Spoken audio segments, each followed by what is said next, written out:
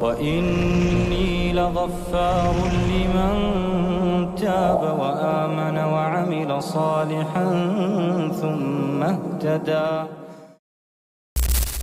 Assalamu alaikum wa rahmatullahi wa barakatuh. My dear brothers, sisters, children.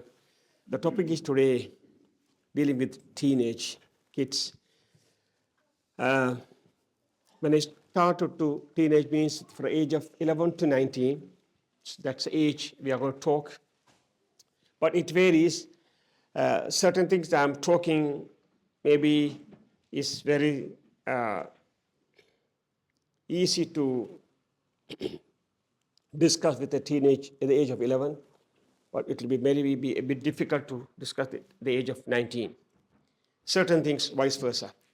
So let me talk basically how the teenage mind. Actually, I was very busy the whole day in a workshop, so then there are a lot of things are going on the piece as part of that.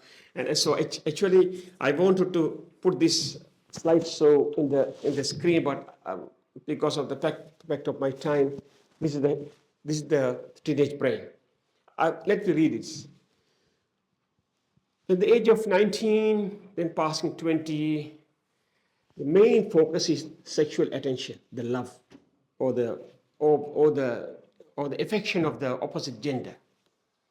This is very common. I'm talking about the Western context.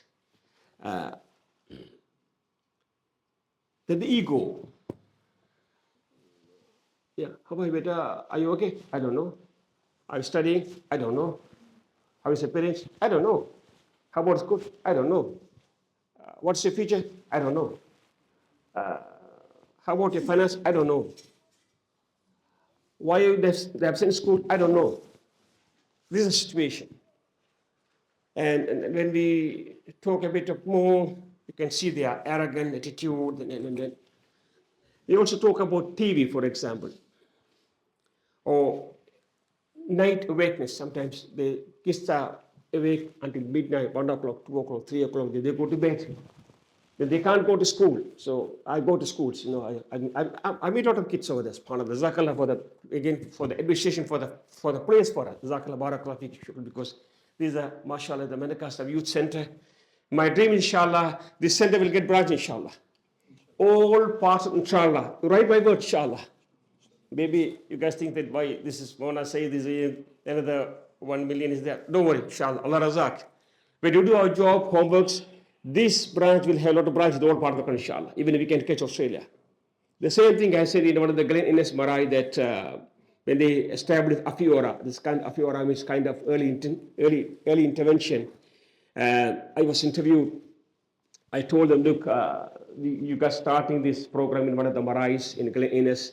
We are the pioneers. I'm sure when we prove this work with excellent outcome, I'm sure we can open the branches all part of the country. We can hit to the Sydney and Melbourne. Now, one of our CEOs in Melbourne, he is sitting the same branches all part of Auckland, all part of New Zealand. Minister of Health is spending billions of dollars. My video recording is still there. Yes, it happened before, said about 7 years ago. So this is part of the early intervention about these youths and rehabilitation. So again, respect for the parents, that love or hate. And their body changes. And sometimes they don't want to answer all those questions they have. Self-image, the confusion, addiction, Facebook, cell phones, and so on, and judgment, and looking this world with their own perception, different worldviews. As an elder, I have my different worldviews. As a youth, they have their different worldviews. Sometimes they might contradict with their parents, their mothers and fathers, the whole family. Different thoughts, even different madahib sometimes, different conflict of interest. Even amongst ourselves, say amongst Muslims, I hope we should be very careful for this editing of this program. Say, for example, Miladi programs, Sufis, or Tablighis, or Salafis, or Naqshbandi, or Qadri, right? So the the youth will get so much confusion. They go, hey, what's going on? Hadith. I mean, for example, even within the Islamic context. So these youths are having a lot of problems in their mind. And also, they will act very quickly, act on impulse. Let me read this. Misread or misinterpret social actions, emotions. Get into the trouble immediately, they jump. They don't understand their consequences. Engage in dangerous situations, so they take risk. They are keen to involve the risky behaviors. They hardly think before they act. Pause to consider the consequences of their actions. They don't have time to pause and think and reflect and ponder. No, they just jump the gun. Change their dangerous or inappropriate behaviors. There's always fights and arguments, My other thought is attention. There are a lot of attentions. For example, we call sustained attention. Let me read. The ability to concentrate on a task for a sustained period of time, like reading a book or listening to a bayan or watching a movie or spending time the games, sharp focus on the particular issues. So this sustained attention varies because of the caliber and competency of the teenage mind. Some people, they can focus. Some people, they can't focus on their studies. And also depending on their taste, some people are very good in biology. Some people are good in math or chemistry or English or language or arts or drawing or a mechanical side or technology or IT or some sort of other engineering side. And if the parents are not actually finding out what sort of area of focus the child or a teenage child is focusing, then they go and say, why are you not reading this? Or you should read this. If the teenage kids are not interested, or if it is not their favorable subject or matters or matter of interest, they will become angry. They'll shut their door, they'll throw their phone, and mom, you are giving us trouble. Oh, I hate my mom, I hate my dad. They come and talk, say, bad mom, bad dad, sometimes good mom, bad dad, sometimes good dad and bad mom. Sometimes very hardly we hear good mom and good dad. Or at least lazy mom, active dad, or lazy mom, or a lazy dad and active mom, or a lazy mom or active dad, vice versa. So the other one is selective attention. The ability to focus on information selectively while filtered out distractions. For example, if you are in a crowded room, selective attention would allow you to focus on what one person is saying while you ignoring other conversation. Now, see, for example, we are in a gathering, we are having food or something, we have a lot of chit chat. But if you catch about your country friend, we are deeply focusing in the engagement only with that person. Now, if I say, Master, how are you, with long-term friend, then even you all are talking to me, but I'll be focusing with the Haji Sahab because of the in-depth conversation. So that is a bit selective. The other one is divided attention, the ability to direct attention to a new or to deviate attention between stimulation. For example, now talking on the phone while the reading, is something on the computer. They do something in the computer while they are talking to someone, or they are reading someone, they are, that's kind of a distraction. Rasulullah sallam always, when he started to talk, he will focus 100% attention. We even sometimes we see sometimes, assalamu alaikum, we talk a lot, and then we talk, we are here, assalamu alaikum.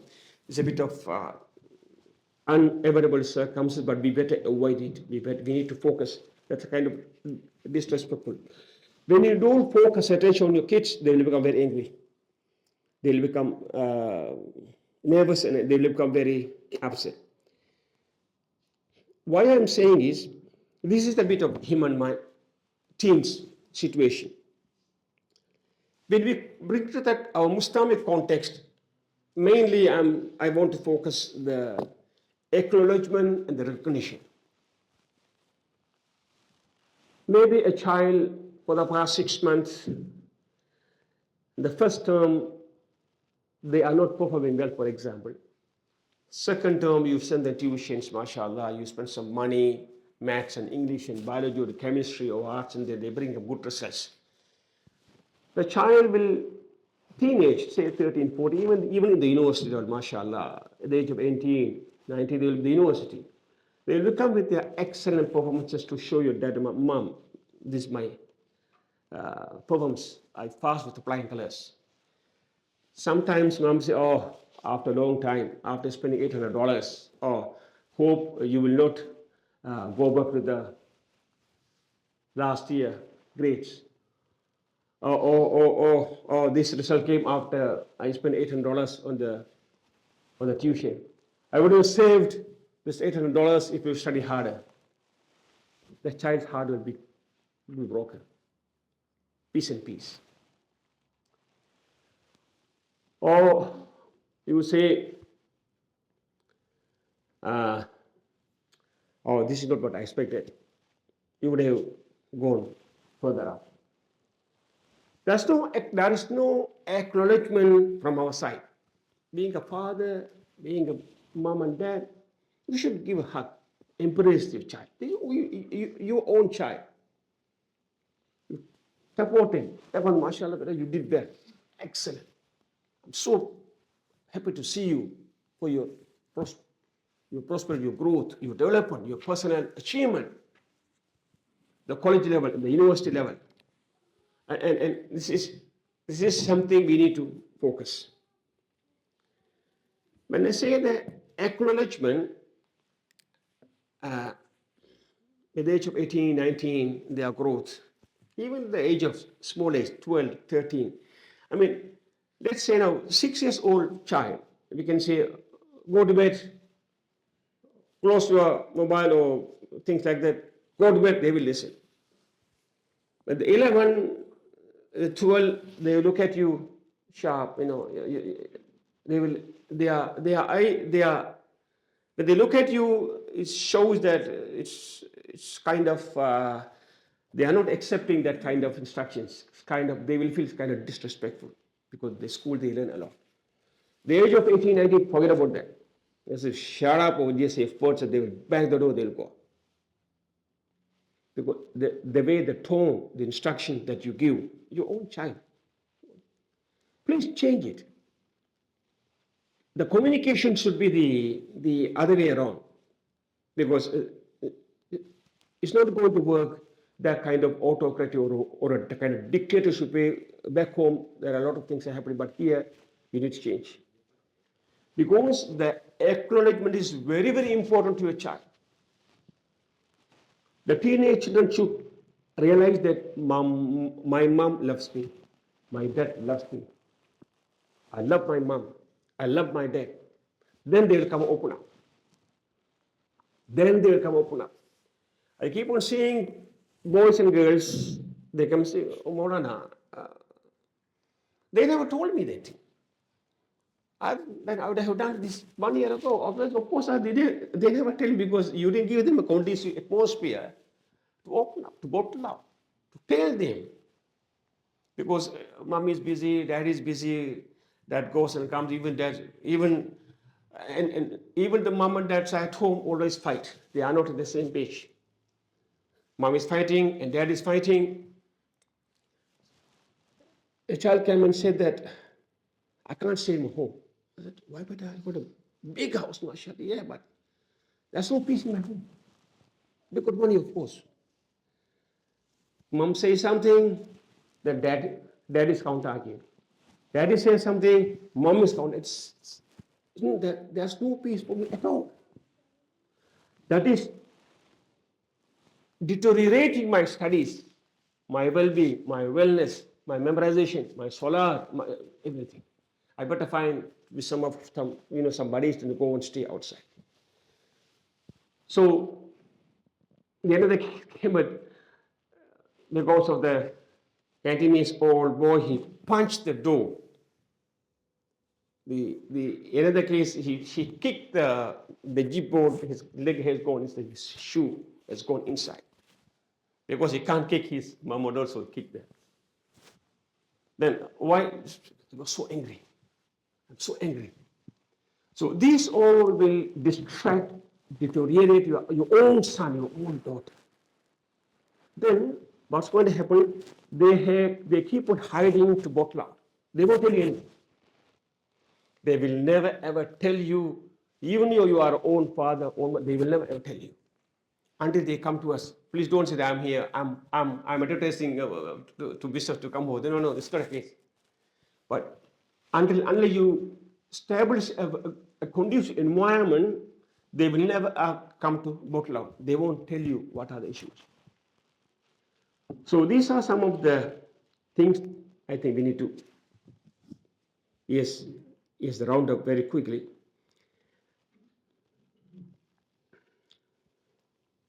The other one is, you all know that, let me read Surah Luqman, number 17, Ya bunay aqimus salah, wa'mur bil ma'ruf wa nahy 'anil munkar, wasbir 'ala ma asabak, inna dhalika min 'azmi al-umur. O my dear son, establish prayer, enjoin what is right, forbid what is wrong, and be patient over what falls you. Indeed, all of these matters require determination. Azmi al-umur. This is one of the Surah Al-Luqman. Some of the basics. Allah also says, let me read and I'll come back to you why I'm saying this. Allah also said that the believers, male believers and female believers, to lower their gaze and so on. Surah An-Nur. You can do some research about this. This about mainly I'm talking about the pornography or some sort of other ugly stuff they are focusing on their devices. My first question was, when the parents bring their teens, or my dear brother, sister, how about their salat at home? How about your dhikr? How about your Quran? How about your tawbah? How about your istighfar? Oh, no, Sheikh, I got no time. I'm working 18 hours, sometimes 20 hours, day shift, night shift sometimes. So I work with this busy environment. I got up, I locked up in my room. Sometimes, my wife is working. Then when my wife comes, I am there. When I come, my wife is going, or wife is going, my wife is coming, I'm going. So we hardly meet the kids. We got no time to eat. Then what's happening? Yeah, I got a big mortgage, and my house is $2 million. And I need to pay for the pool. I need to pay for this and that is budgeting. So then I think no. The problem is not reading Quran, not performing salat, not istighfar, not tawbah, not appreciating the sunnah of Rasulullah sallam. I think some jinn came and occupied my house. Jinn came and possessed our house, so we fight, we argue. I thought, as per the hadith of Rasulullah, a house, there's no recitation of the halakha. It's a haunted house. Of course, the house is haunted. It's like a museum. Of course, jinn will come. Shaitan will come. Devil will come, because you don't say adhan. You don't say Bismillah wa ala barakatuh when you eat, and the shaitan will come and eat with you. You don't say Allahumma bismika amut wa ahya, then the shaitan will be in your bedroom. And if you don't get up for salat, shaitan is putting 3 knots. When the adhan goes, he didn't get up. Then he didn't get up to take wudu. He didn't pray salat subuh. Then shaitan put 3 knots. Then he passes urine on them. He said goodbye. He is very happy. So my first question is, my dear son, my dear daughter, my dad doesn't pray. My mom doesn't pray. Sometimes they are commanding us, lazy parents. How dare they ask us? They are lazy. They fight. They abuse us. Because they spend our money, I hate to stay in my home. Then 60 years, 65 years, Then the parents come. They come with the big problem. My son disappeared. My daughter disappeared. They went to Canada. They went to UK. They went to Italy. Now, what should I do? Yes, I got $4 million house, but nobody's going there. Of course, you told me there's a haunted house. You didn't do anything. And now my wife is asking divorce, or my husband asking divorce. Bigger problem. Now, I'm 70, I was 65, I'm going to go for the retirement. What should I do now? Then you tell me, what should you do? 25 years of my earning has gone. Of course, there's no barakah, no prosperity, no rahmah, no joy, no blessings. Allah says, لَإِن شَكَرْتُ لَأَزِيدَنَّكُمْ. If we are grateful to Allah, Allah will give a lot of barakah. Prosperity, rahmah, joy, happiness in your life, in your food, in your umrah, in your sleeping, in your diet, in your happy, in your work, in your wife, in your communication, in your children, in your wife life, in your husband life. Here diagnosis, here blind, dementia, here hole in the heart, here this. SubhanAllah. The kids are saying upwards. Brothers and sisters, this is the dunya that we are in. We blame our children. Wallahi al-alim, I'm saying, if we play our role as a good father, as a great father, as a great mom, if we provide them a conducive environment with a lot of love, a lot of affection, where they grow, if we give them 100% love, they will give you 200% love, 300% love. Especially when they get married, when they have kids, then they will realize how much torture, difficulties, hardship you have gone through, because now they are perfect. They realize, mashallah, I was so naughty at the time. I was fighting and gang fight, this one, this. Oh, Abba, I'm so sorry. I gave you the hug. Now I can understand with my kids. They can't give you a hug. They will look up to you like a king and queen. But the minute you are becoming disrespectful because of the age changes from, I'm talking about 11 to 19, they will take revenge. Remember, when they get a job, when they get a partner, when they got a husband, wife, they'll kick you out. They will take revenge. The way you are abusing them emotionally or psychologically, of course, you can't touch them physically, but that's also wrong. We got some cases, parents are beating them with a ruler, the small wire, or something like that, and then the case is gone to the schools, and the police were reported, police were present over there. And my brothers, you're not allowed to touch your child. If you have issues, go and see their professionals to sort out the problem. You can't twist their ears, you can't fix their nose, because remember in the schools, there are a health department, there are talking therapy specialists, counselors, psychologists, psychiatrists, doctors and nurses. They know how to ask questions to get the proper answers. That's why they have to be trained.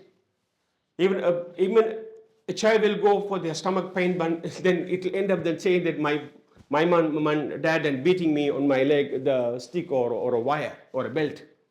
Then next day the police will be in your home or in your office. Then you'll be thrown out behind the bar for 2 years. I see people, 3 months anger management course, end of the day we should give them, yes, for the certification. Otherwise, yes, $5,000 in fine and 6 years jail. We are dealing with Jazakallah khair again. Jazakallah for the committee gives us the place. Jazakallah khair. It's all out of confidential. This is halat. Where is the Muslim guy? What are we doing at home? I'm so sad. Especially you. Number one is, these children are musibah. That's the first thing. Brothers and sisters, kids are blessings of Allah Almighty.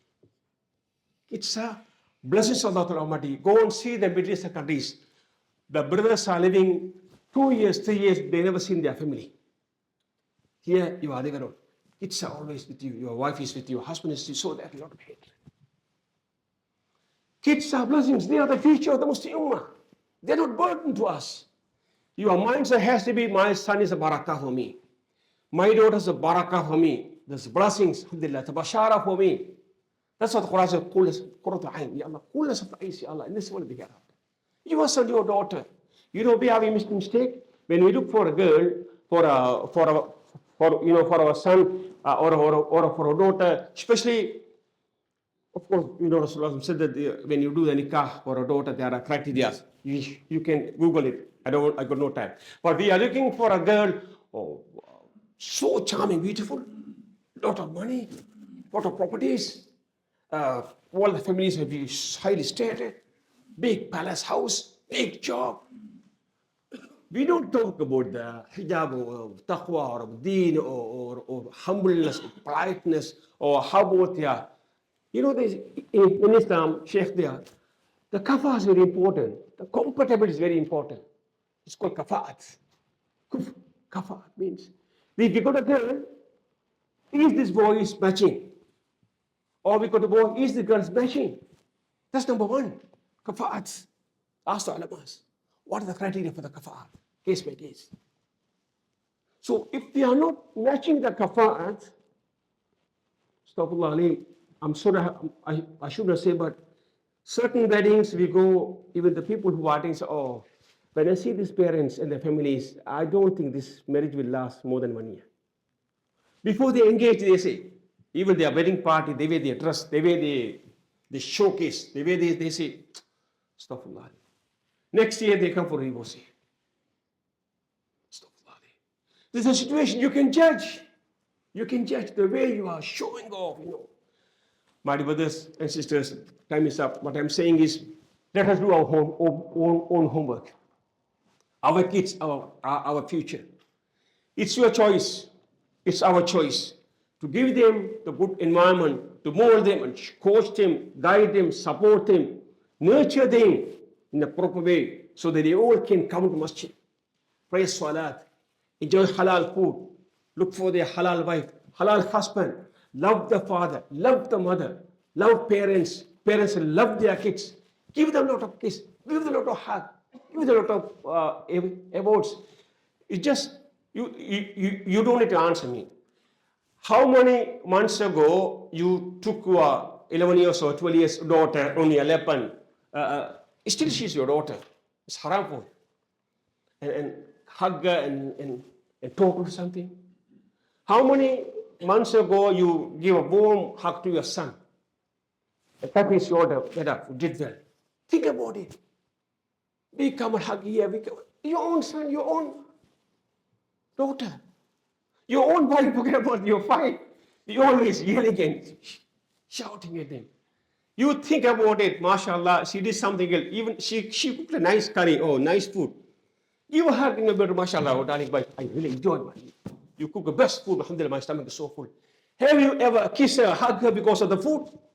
I'm sure they will love it now. I'm sure they will love it. We explain a lot of things. We spend $100 in the paradise, then when we come to contact, thank you so much, I really enjoy the food. We say that, right? Oh, cheers, thank you so much. We love the food. Your wife is good every day, but we never say cheers or thank you so much for your wife. That's the problem.